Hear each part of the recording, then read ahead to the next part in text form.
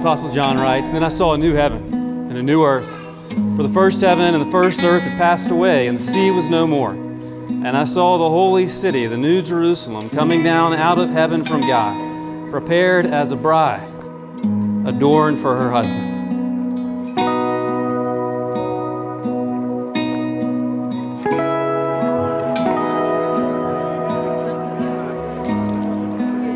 Now, Lila, I want you to know, my mother was a prayer warrior. My mother prayed like nobody else. Also, Dave and Jean, they pray like nobody else. My wife, Jane, she's a prayer warrior, and I also am a prayer warrior. And you are an answered prayer, Lila. You are absolutely an answered prayer.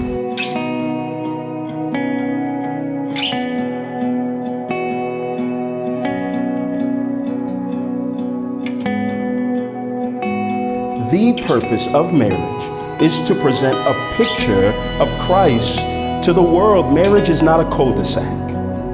It is a channel meant for people to flow through, to see what God has done in and through you, and to make their way back to Him. So after Paul looks at the wife and he says, "Lila, submit to your own husband as unto the Lord."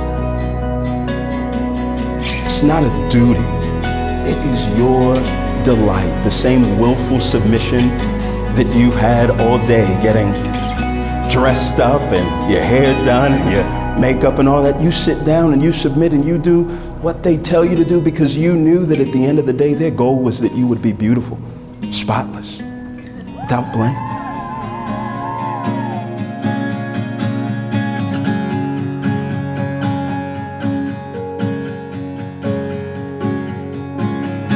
I would just like to say some very short words about my bride-to-be. There have been a lot of great things said about her tonight. David talked about how her joy is infectious, and that's true. And Sarah talked about how thoughtful she is, and she is. To me, the word that sums up Lila and the word that she personifies to me is lovely. Lots of people are lovable. We're all lovable. We're not all lovely. I'm not lovely, as you heard tonight. But Lila is the embodiment of loveliness.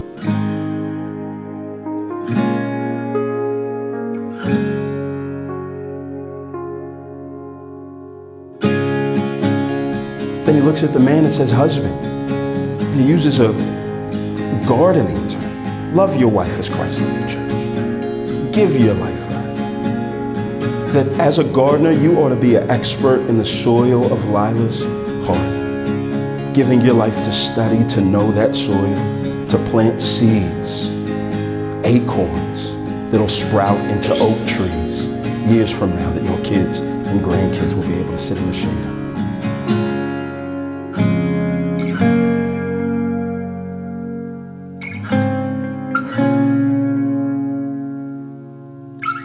Colin, people ask me, "Are you nervous to give Lila away?" And I say no. Because you're a godly man.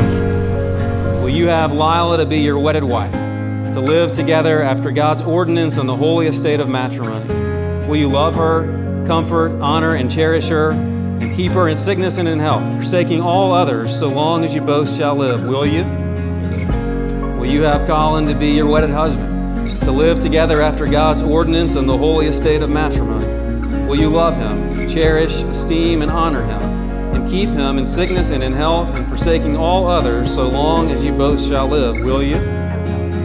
Well, by the authority given to me as a minister of the gospel, it's a huge privilege to pronounce that you are husband and wife. Colin, you can kiss your wife.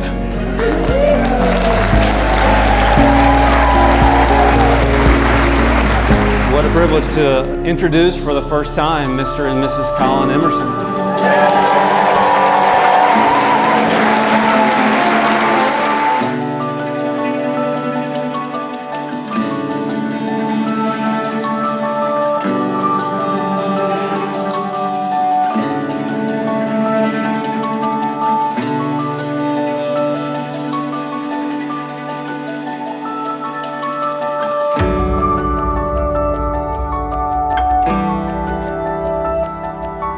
Colin and Lila, may the peace of God, which surpasses all understanding, guard your hearts and your minds in Christ Jesus. And may you love, cherish, and protect each other during this long and prosperous marriage.